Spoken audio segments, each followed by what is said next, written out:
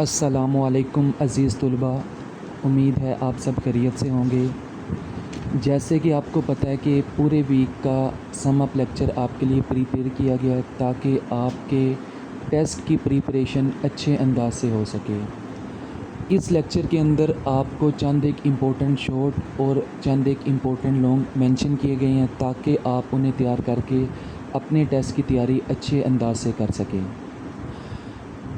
इसके अंदर चंद एक क्वेश्चंस हैं, उनके आंस बुक के अंदर मेंशन नहीं किए गए थे, वो उनके आंस मैंने लिख दिए हैं ताकि आप अपने टेस्ट की प्रिपरेशन अच्छे अंदाज से कर सकें।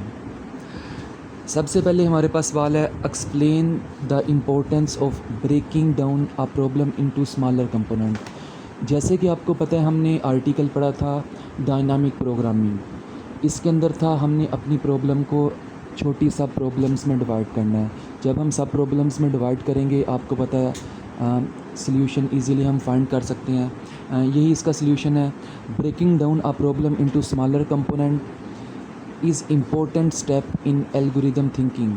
अगर आप अपनी प्रॉब्लम को छोटे पार्ट्स में डिवाइड करोगे तो ये एक एल्गोरिदम का बहुत ही अच्छा स्टेप है। It help in solving complex problem in a more organize and manageable way. जब आप बड़ी प्रॉब्लम को छोटी छोटी प्रॉब्लम्स में डिवाइड करेंगे तो आप उसका सलूशन ज़्यादा आसानी के साथ, ज़्यादा ऑर्गेनाइज वे के साथ आसानी से फाइंड कर सकते हैं। नेक्स्ट हमारे पास सवाल है, इसमें मल्टीपल पॉइंट्स भी है। Simplifies the problem, improve efficiency, easier to manage, ये भी इसके अंदर पॉइंट्स आ जाते हैं। सेकंड है, identify the key factor use to evaluate performance of algorithm. Key factor, इसमें 4 तरह के की फैक्टर्स होते हैं। पहले नंबर पे time complexity, space complexity, scalability और करेक्टनेस। टाइम कम्प्लेक्सिटी ऑलरेडी आपको पता होगा। Time complexity is a measure of how the running time of algorithm increase as the input size.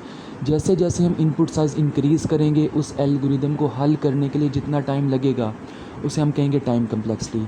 और स्पेस कम्प्लेक्सिटी हमने ऑलरेडी पढ़ा हुआ था। आपका एल्गोरिदम मेमोरी में जितनी स्पेस लेगा, जितनी जगह लेगा, जितनी अमाउंट ऑफ मेमोरी लेगा उसे हम कहेंगे स्पेस कम्प्लेक्सिटी। आगे स्केलेबिलिटी, इन्हांस करना, बढ़ाना, करेक्टनेस, दुरुस्तगी करना, ठीक करना, ये इसके मल्टीपल पॉइंट्स हैं। नेक्स्ट हमारे पास सवाल है, what is big O notation. Big O notation is a mathematical way, एक मैथमेटिकल तरीका है to describe time complexity of an algorithm. Big O notation एक मैथमेटिकल तरीका है जिसमें आप मैथमेटिकल तरीके के साथ बताते हैं कि आपको एल्गोरिदम हल करने के लिए कितना टाइम लगेगा। नेक्स्ट हमारे पास सवाल है, कांस्टेंट टाइम और लीनियर टाइम। कांस्टेंट जिसकी वैल्यू तब्दील नहीं होती उसे हम कांस्टेंट कहते हैं, ऑलरेडी आपको पता है। कांस्टेंट और linear time, the run time remain same, अगर आपका रन टाइम सेम रहेगा उसे हम क्या कहेंगे, कांस्टेंट टाइम। इसके बाद linear time, line wise, the run time grow linearly with input size. अगर आपका रन टाइम लीनियरली एक लाइन वाइज होगा, एक तरतीब के साथ होगा, उसे हम कहेंगे लीनियर टाइम। नेक्स्ट हमारे पास सवाल है, summarize the key idea behind greedy algorithm. Greedy algorithm भी हमने ऑलरेडी पढ़ा हुआ है। आपके पास मल्टीपल चॉइसेस हैं, मल्टीपल सीक्वेंस ऑफ चॉइसेस हैं और आपने उसमें से ग्लोबली ऑप्टिमल सॉल्यूशन फाइंड करना है, इसे हम ग्रीडी एल्गोरिदम कहेंगे। एग्जांपल इसकी ऑलरेडी मैंने आपको बताई हुई है, coin change problem greedy algorithm की एग्जांपल है।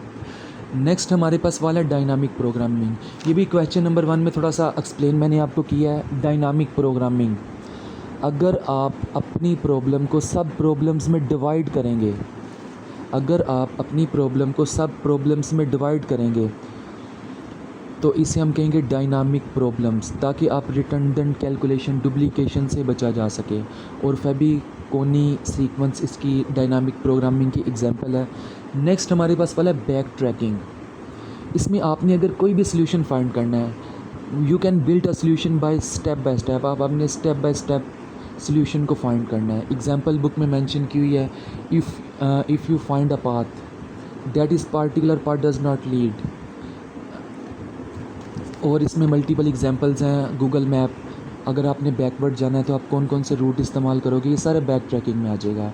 बैक ट्रैकिंग वापस जाना है। नेक्स्ट हमारे पास वाला time complexity. What is time complexity, explain with example. ये भी ऑलरेडी मैंने आपको बताया हुआ है। Algorithm time complexity is a measure of how running time of algorithm increase. जैसे जैसे आप इनपुट का साइज़ इंटर करोगे, आपका एल्गोरिदम कितना टाइम लेगा उसको हल करने में।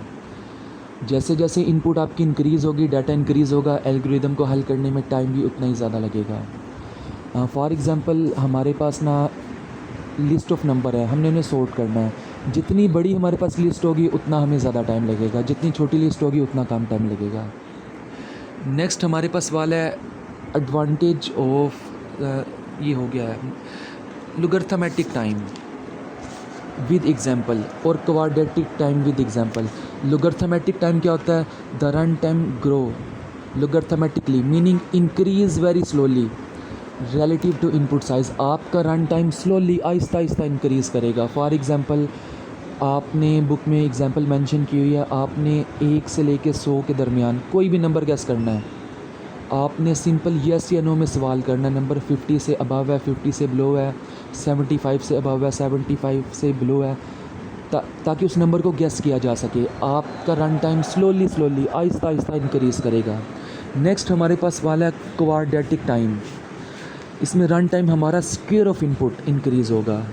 एग्ज़ाम्पल बुक में मेंशन की हुई है, प्रोग्रामिंग का कंपटीशन है, आपने ग्रुप्स को आपस में कंपेयर करना है, तो आप हर स्टूडेंट को दूसरे स्टूडेंट के साथ कंपेयर करेंगे ताकि आप टाइम को निकाल सकें। नेक्स्ट हमारे पास वाला है bubble sort algorithm. Bubble sort algorithm में हमने 3 चीज़ें पढ़ी थी। आपके पास कोई भी लिस्ट है, अनसॉर्टेड लिस्ट है, आपने बिगनिंग से स्टार्ट करना है, बिगनिंग से स्टार्टिंग से लिस्ट के स्टार्ट करना है और हर एटम को, हर एलिमेंट को आपने कंपेयर करना है। अगर वो रॉन्ग ऑर्डर में होंगे आपने स्वैप करना है और आपने उस वक्त तक स्वैप करना है जब तक वो आपके पास ठीक ऑर्डर में आ नहीं जाते। नेक्स्ट हमारे पास सवाल है सिलेक्शन सॉर्ट। सिलेक्शन सॉर्ट के अंदर हमने पढ़ा था आपके पास अनसॉर्टेड लिस्ट है, उसमें जो सबसे छोटा एलिमेंट है, अनसॉर्टेड लिस्ट में सबसे छोटा एलिमेंट, आपने उसको फर्स्ट एलिमेंट से स्वैप करना है और ये प्रोसेस सो ऑन चलता रहेगा जब तक आपके पास लिस्ट सॉर्टेड नहीं हो जाएगी। नेक्स्ट हमारे पास सवाल है define search algorithm. Search algorithm होता क्या है? आपने सिंपल डेफिनेशन बतानी है। अगर आपने किसी भी लिस्ट में से, किसी भी डाटा सेट में से किसी भी एलिमेंट को फाइंड करना है तो आपने सर्च एल्गोरिदम की मदद से फाइंड करना है। इसे हम सर्च एल्गोरिदम कहेंगे। नेक्स्ट हमारे पास सवाल है linear search algorithm and binary search algorithm. Linear search आपने लाइन वाइज स्टार्ट करना है। एग्जांपल मैं एक्सप्लेन कर रहा हूँ। स्टार्ट एट द बिगनिंग, आपने बिगनिंग से स्टार्ट करना है। चेक ईच एटम, हर एटम को चेक करना है। Then move to the next. Example मैं दे रहा हूँ, आपके पास ना लिस्ट है कराची, लाहौर, इस्लामाबाद, फैसलाबाद, 4 सिटीज़ की लिस्ट है। आपने इस्लामाबाद को फाइंड करना है। आपने स्टार्टिंग से स्टार्ट लेना है, हर एलिमेंट के साथ कंपेयर करेंगे, जिधर एटम मैच हो जाएगी इजीली आपने फाइंड कर लेंगे, अदरवाइज़ आपने नेक्स्ट कंपेयर करते रहना है। लास्ट हमारा आर्टिकल है बाइनरी सर्च। आपने सबसे पहले आपके पास जो भी लिस्ट है आपने उसको सॉर्ट करना है, तरतीब देनी है। जो आपके पास सॉर्टेड लिस्ट आएगी, सॉर्टेड लिस्ट आपके पास आएगी, आपने उसका मिड फाइंड करना है, मिड वैल्यू। अगर आपने जो एटम फाइंड करनी है वो मिड से बड़ी है, आपने राइट साइड पे चेक करना है। अगर वो मिड से छोटी है आपने लेफ़्ट साइड पे चेक करना है। और ये प्रोसेस सो ऑन चलता रहेगा और आपकी एटम इजीली फाइंड हो जाएगी। नेक्स्ट हमारे पास चंद एक इम्पोर्टेंट लॉन्ग सवाल है टाइम कम्प्लेक्सिटी और स्पेस कम्प्लेक्सिटी। ये भी ऑलरेडी हमारे शॉर्ट क्वेश्चंस के अंदर क्लियर हो गए हैं। Next choice of algorithm for specific problem, ये इसका ही पार्ट था। Discuss characteristics of search problem and compare efficiency of linear and binary, ये भी हमने शॉर्ट के अंदर पढ़ा। What is linear search, what is binary search, ये भी शॉर्ट के अंदर हमारा ऑलरेडी क्लियर हो गया। आखिरी हमारा लॉन्ग्स वाला बबल सॉर्ट और सिलेक्शन सॉर्ट, ये भी ऑलरेडी हमने किया है। ये थोड़ा सा आपके लिए पूरे वीक का समय लेक्चर प्रिपेयर किया था ताकि आपके टेस्ट की प्रिपरेशन अच्छे अंदाज में हो सके। आपने इनको देख के अपने टेस्ट की प्रिपरेशन अच्छे अंदाज में करनी है ताकि आप अच्छे मार्क्स ले सकें। फ़ी अमानिल्लाह, अल्लाह हाफ़िज़।